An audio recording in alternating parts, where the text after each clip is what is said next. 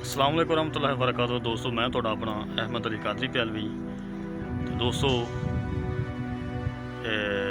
दुआ करने अल्लाह पाक सब ते खैर करे, रहम करे, फजल करे ते अल्लाह पाक सब नूं ईमान ते हदायत नसीब फरमाए।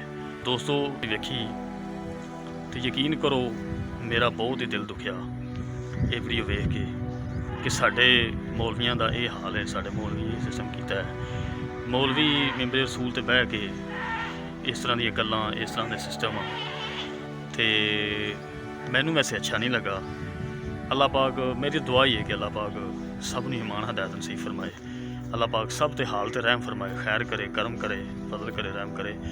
तो मेरी गुजारिश है अदबाना आजजाना गुजारिश है कि जिहड़े इस तरह का साढ़े कोई भी दोस्त ने मौलवी हजरात, सब तो ज़्यादा साडा मौलवियां ते यानी कि इशू होगा, क्योंकि असी जिहड़ा मतलब एक दीन का काम करने तो दीन का जिहड़ा काम है ना इवें नहीं, बल्कि प्यार नाल, खलूस नाल, मुहब्बत नाल हुंदा है काम। बड़ी मेहरबानी। अगर मेरी वीडियो किसी में अच्छी ना लगे तो मैं माजरत चाहांगा, लेकिन सब तो पहले इहो ही है कि मैं अदब नाल, एहतराम नाल आजजाना अर्ज करांगा कि सारे दोस्त जिहड़ा ना मेहरबानी करो। इस तरह के मौलवी जिहड़े ने ना, मेरे तो ख्याल 'च है कि 80 लोगों ने इन्हों मूँह लाए ने। 80 लोग जिहड़े ने इन्हों मिसाल भी इस तरह, मेरे तो ख्याल 'च भी इहो जिहे मौलवियां जिहड़ा ना महफल तुसीं बुलाओ ही ना। एक इंसान है, पता नहीं उसके दिल ते की गुजरी होवेगी कि उन्होंने महफल भरी महफल विचों उठाया जा रहा उन्होंने। तो गल यह है कि दोस्तों वो भी किसी का बाप है, किसी का वीर है, किसी का भरा है, अगों उन्हें भी कोई औलाद होगी। तो अगर उन्हें वेख्या होता तो की उन्होंने दिल से गुजरी होएगी, तो की अगे गुजरे दी।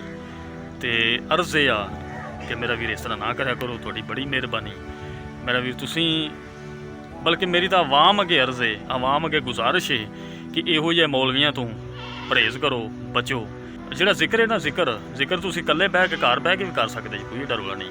कोई लाजमी नहीं कि वड्डे वड्डे मौलवियां बुला के जिक्र बंदा करे या वड्डी महफल करा के जिक्र होंदा है तो वो कबूल होंदा नहीं। जिक्र तुहाडा घर बह के भी कबूल होंदा है, तो जिहड़ा घर बह के कबूल होवेगा तुसीं करो तो कबूल होवेगा, उन्हें तो क्या बात है। तो इहो जिहे मौलवियां बुला के तुसीं इस तरह महफल कराओगे, इस तरह सिस्टम कराओगे तो मौलवियां दा भी अल्लाह हाफिज़ है।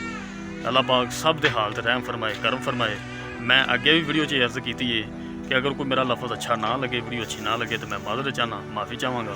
तो हुण भी एंड ते भी मैं इहो अर्ज़ करांगा कि अगर मेरी वीडियो किसी को अच्छी ना लगे तो मैं दिली तौर पर माफ़ी चाहवागा।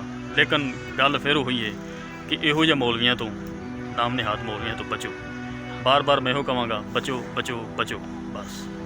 अल्लाह पाक सब दे हाल ते रहम फरमाए, आमीन।